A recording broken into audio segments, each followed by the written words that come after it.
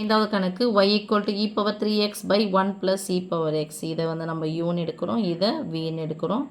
So du equal to வகைப்படுத்தினா அது e power எக்ஸை வகைப்படுத்தினா இ பவர் எக்ஸ் தான். எக்ஸுக்கு முன்னாடி என்ன இருக்குது, 3ன்னு இருக்குது. Into 3 that is equal to 3 into e power 3x. ஓகேம்மா. அடுத்து வி போட்டுக்கலாமா? வியை வகைப்படுத்தினா டிவி ஈக்குவல் டு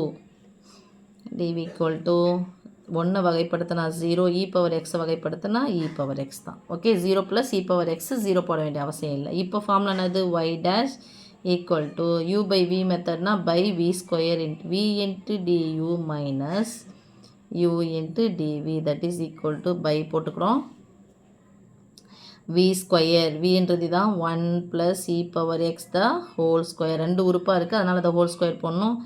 வினுடைய மதிப்பு யார் எடுத்தோம், 1 plus e power X into due என்னம்மா, e power 3 into e power X, 3 into e power 3x. Okay, minus யூக்கு பதிலாக இ பவர் 3x இன்ட்டு டிவிக்கு பதிலாக இ பவர் எக்ஸ். இப்போ ரெண்டுத்துலேயும் பொதுவாக யார் இருக்காங்கன்னு பார்த்துக்கலாமா. 1 plus e power X the whole square. இதில் இ பவர் 3x இருக்குது, இதில் இ பவர் 3x இருக்குது, வெளியே எடுத்துக்கலாம். இ பவர் 3x பொதுவாக வெளியே எடுத்தால் என்ன பண்ணணும், ப்ராக்கெட் போட்டால் என்ன பண்ணணும், கேன்சல் பண்ணணும். 1 டைம் போயிடுச்சு, இது 1 டைம் போயிடுச்சு. 3 முன்னாடி எடுத்துன்னு வந்தோம். 3 இன்ட்டு இந்த ப்ராக்கெட் போட்டோம், 3 into 1 plus e power X minus இ பவர் எக்ஸ். ஓகே, ஐயோ இதை மேற்கொண்டு பண்ண முடியுமே. இ பவர் 3x இருக்கு இல்லையா, இதை அப்போ இதை உள்ளே பெருக்கிடலாமா.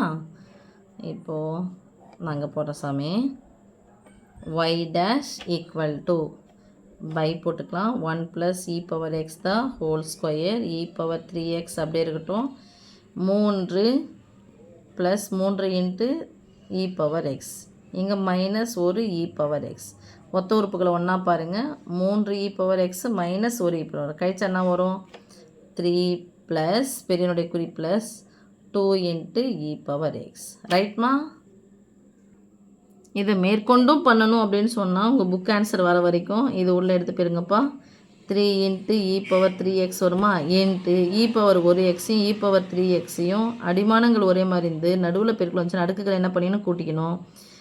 ப்ளஸ் 2 இன்ட்டு இ பவர் 4xன்னு வருமா, பை நீங்கள் நல்லா போட்டுங்க சாமி. 1 ப்ளஸ் இ பவர் எக்ஸ் தான் ஹோல் ஸ்கொயர்னு வரும். ஓகே.